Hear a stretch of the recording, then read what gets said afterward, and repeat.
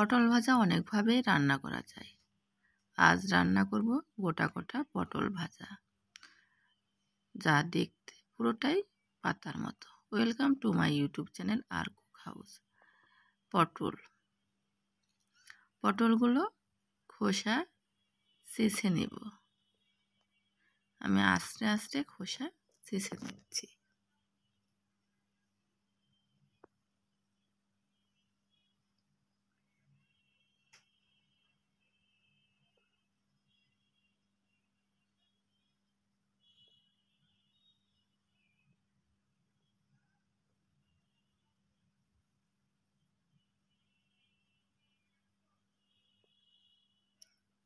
এরপর পটলের বোটা ছেড়ে নিই।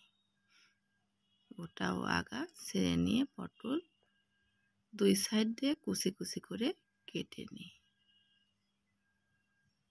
যে ছিঁড়ে নিচ্ছে, কুচি কুচি করে ছিঁড়ে নিচ্ছে।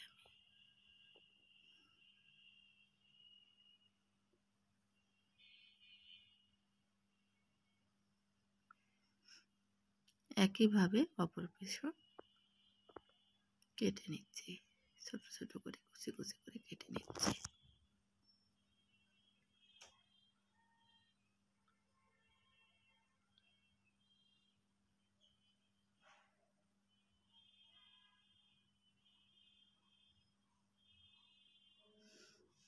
একই পদ্ধতিতে পটলগুলো সব কেটে নিব।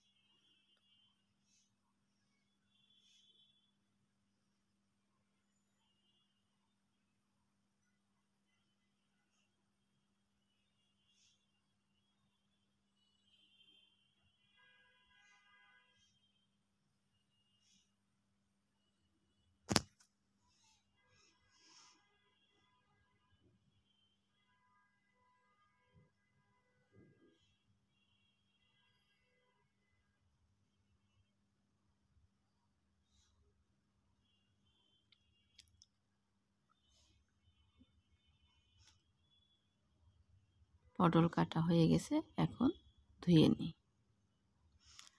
পটল ভালো করে 2-3 বার ধুয়ে নিয়েছি।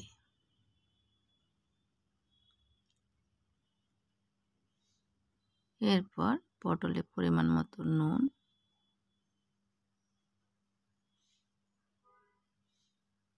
হলুদ গুঁড়া দিয়ে ভালো করে মেখে নিই।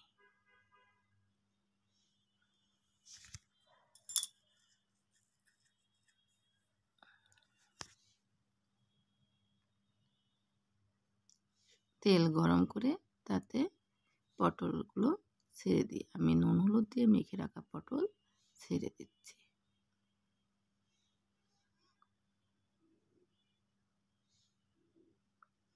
ঢাকনা দিয়ে ঢেকে দিই, এতে পটল ভালোভাবে সিদ্ধ হবে।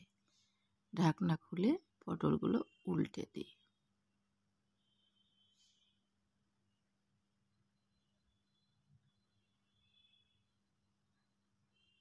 আবারও ঢাকনা দিয়ে ঢেকে দিই। এভাবে 8-10 মিনিট পটলগুলো ঢাকনা দিয়ে উল্টে পাল্টে রান্না করে নিই।